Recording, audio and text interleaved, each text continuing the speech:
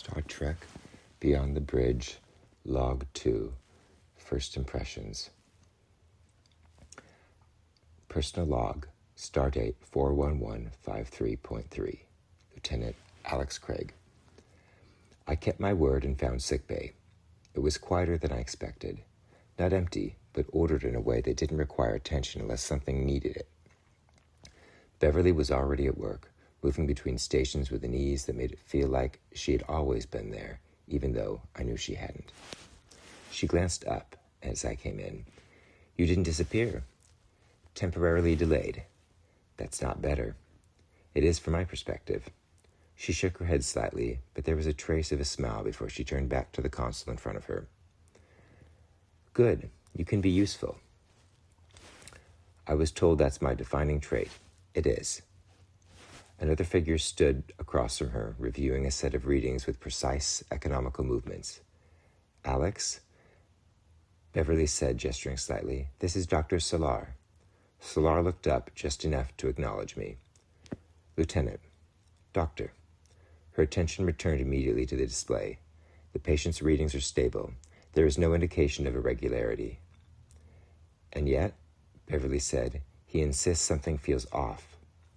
Subjective reports are not always reliable. They're not always wrong either. Solar adjusted the display slightly. "There is no measurable deviation." Beverly glanced at me. "What do you think?" I stepped closer, looking at the readings. Everything aligned, clean, consistent, exactly where it should be. "That depends," I said. "On?" Solar asked without looking up. "On whether you're measuring the right thing." That got her attention. Beverly folded her arms slightly. "Go on." "The readings are stable," I said, "but they don't show how he got there. If something changed and settled quickly, you wouldn't see the transition, just the result." Solar considered that for a moment. "You were suggesting an event that left no residual trace." "I'm suggesting it didn't leave the kind you're looking for." Beverly nodded once, already thinking. "We should monitor for fluctuation, not just position." Solar adjusted the scan parameters without comment. After a moment, Beverly leaned slightly closer to me. "I like her," she said quietly. "She's not what you expect." "I'm noticing that." Solar glanced up. "I'm aware you're discussing me." Beverly didn't miss a beat. "Good. Then you know it's positive." "That remains to be determined." There was the faintest trace of something under it.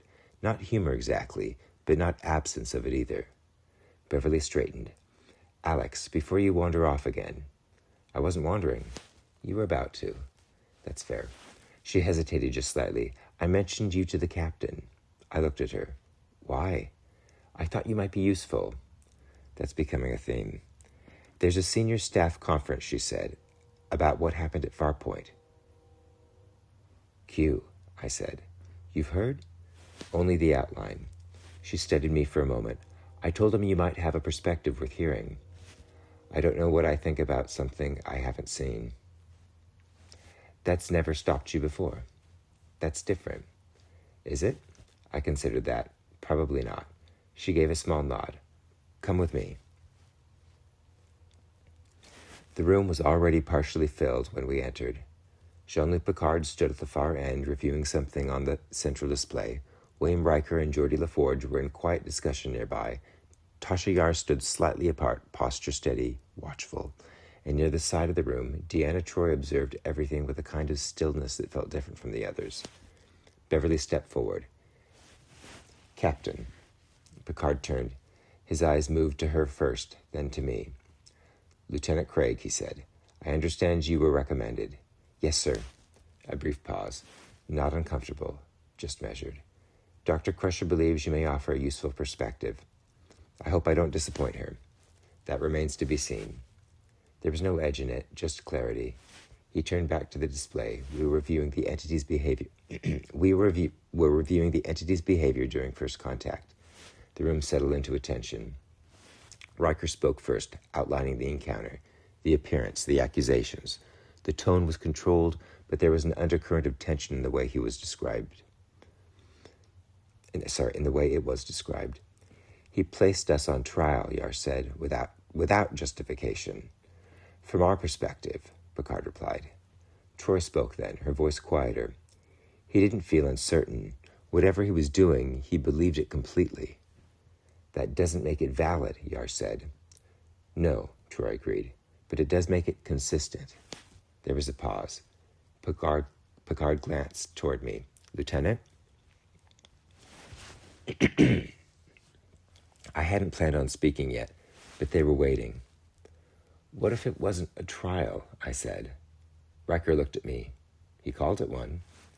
Yes, I said, but he also controlled the terms, the outcome and the environment. It didn't function like something that needed to determine anything. Picard's expression shifted slightly. Go on. If you already know the result, I said, you don't run a trial to find it. You run it to show it.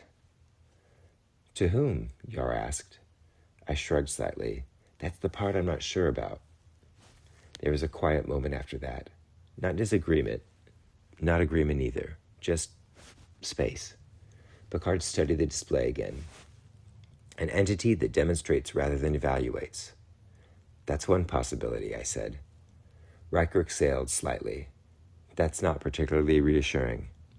No, I said, it isn't. Troy looked at me then, more directly than before. Not evaluating, just noticing. Picard nodded once, as if placing the idea somewhere without resolving it. Noted. The discussion continued without entering on me again. Other interpretations, other angles. The structure of it remained intact, but something about the tone had shifted slightly. Not dramatically, just enough to register. When the meeting ended, people dispersed in small groups, conversations continuing in lower tones. Beverly glanced at me. You didn't disappoint me. That's a relief. I didn't say you were right. I didn't say I was. She smiled faintly. Good. I stepped out into the corridor on my own this time. The ship felt the same, but not quite. Not because anything had changed, just because I had seen something I hadn't before. Q. I didn't know what he was yet, but I didn't feel like I needed to decide that immediately. That seemed premature. I kept walking, a little curious what he might do next.